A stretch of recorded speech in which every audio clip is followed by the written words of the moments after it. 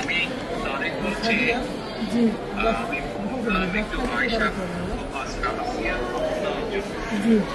আসিয়ার মায়ের কেমন আছে এখন?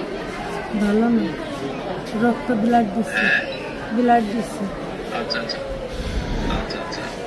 তো আমি আমাদের ওখানে যারা নেতা কর্মী বেশ কিছু নয়ন আছে, ওখানে ওকে আমি বলেছি, আমাদের মাগুরায় যারা নেতৃত্ব আছে তাদেরকে আমি বলেছি যে তারা আপনার পাশে থাকবে, তারা আসিয়ার পাশে থাকবে, যাতে আসিয়ার ন্যায় বিচার হয়।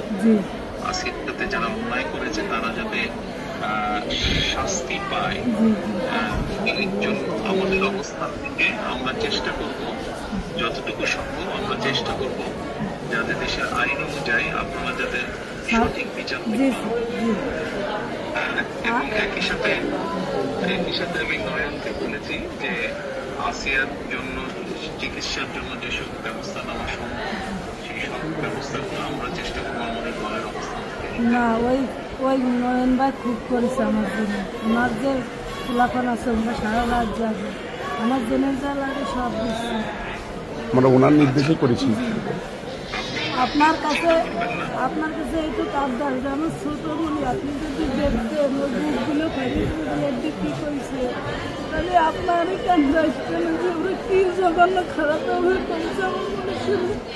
আপনার কাছে এইটুকু অনুরোধ যে আমার শাস্তি তো দেবেনি, আর আমার দিকে মরিক্ষিত করেছে ওরা, এইটুকু আপনার কাছে আবদার থাকলো, একটু বিচার দিলাম আমি।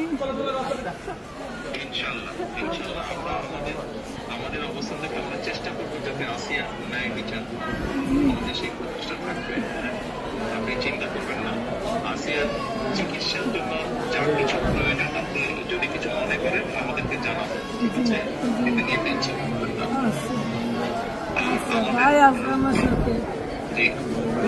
আমাদের লোকজন সবাই নেতারা আপনার পাশে, আসিয়ার পাশে তারা থাকবে। নয়ন ভাই, আপনি নয়ন ভাই আছে, আপনি আছেন, আপনি তো সব দেখতেন, তারপর আমার দেখতে কি যায়।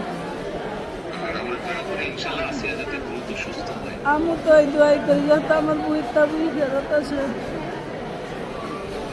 ইনশাআল্লাহ টেনশন করবেন না, চিন্তা করবেন না, দেশের মানুষ আপনার পাশে আছে।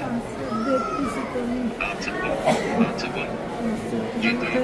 আর দোয়া করবেন ইনশাআল্লাহ, দোয়া করি ভালো থাকেন। আসসালামু আলাইকুম। জি স্যার, আসসালামু আলাইকুম স্যার। আসসালামু আলাইকুম। আসসালামু আলাইকুম। কার সাথে কথা বললেন?